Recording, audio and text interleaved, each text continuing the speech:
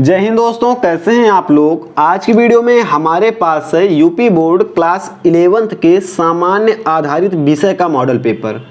ये पेपर बहुत ज़्यादा महत्वपूर्ण तो नहीं होता है, लेकिन है हमारे पास तो हम इसको दिखा दे रहे हैं।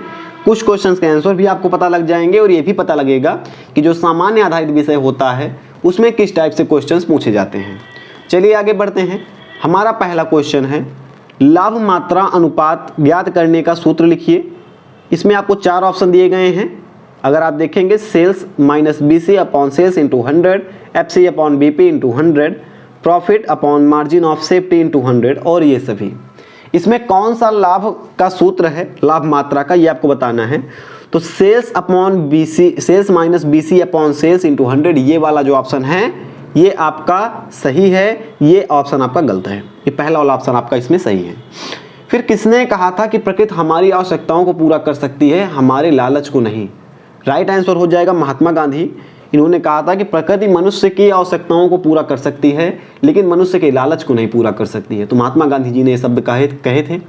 शक्ति संसाधनों से तात्पर्य है तो कोयला, खनिज तेल, जल, विद्युत, अणुशक्ति, ये सभी हैं हमारे खनिज संसाधन हैं और इनसे तात्पर्य भी यही है। फिर आगे बढ़ेंगे थोड़ा सा, तो हमें ऑप्शन मिलेगा, पूंजीगत बजटन प्रस्तावित पूंजीगत व्ययों को व्यय करने और अर्थ प्रबंधन के लिए दीर्घकालीन नियोजन या कथन किसका है।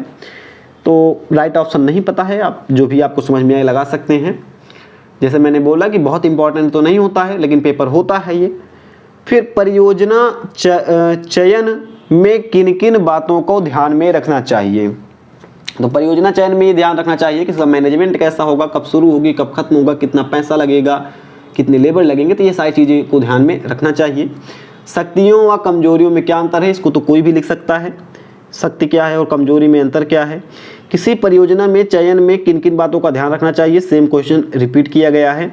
पर्यावरणीय शिक्षा से क्या तात्पर्य है, ये 8वां 9वां ये भी सेम क्वेश्चन है, रिपीट है। तो पर्यावरण के प्रति हमें सजग करना ही पर्यावरणीय शिक्षा कहलाती है। क्या पर्यावरण को लाभ पहुंचाता है, क्या हानि पहुंचाती है, कैसे पर्यावरण को संतुलित रखना है, कैसे पर्यावरण को दूषित नहीं करना है, यही हमारा कहलाता है पर्यावरणीय शिक्षा। आप लिख सकते हैं कि मतलब निबंध टाइप से बनाकर लिख सकते हैं इसका आंसर।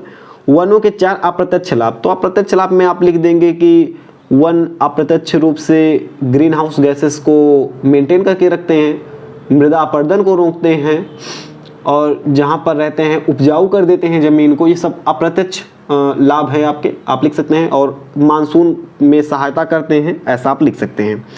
फिर विस्तृत खेती और गहन खेती में क्या अंतर है, ये आपको बताना है। पर्यावरण अवक्रमण से क्या आशय है।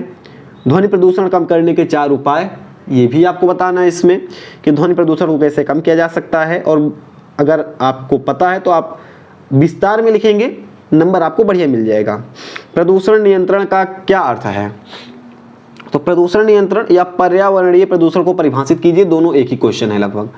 तो प्रदूषण को नियंत्रण करना ही प्रदूषण नियंत्रण कहलाता है। जैसे कि जल प्रदूषण को नियंत्रण करना, ध्वनि प्रदूषण को, मृदा प्रदूषण को, सभी प्रदूषणों को नियंत्रित करना ही प्रदूषण नियंत्रण कहलाता है। विस्तृत उत्तरीय क्वेश्चन में हम देखते हैं 2 क्वेश्चन हमें देखने को मिलेंगे, 4 क्वेश्चन यहाँ पर।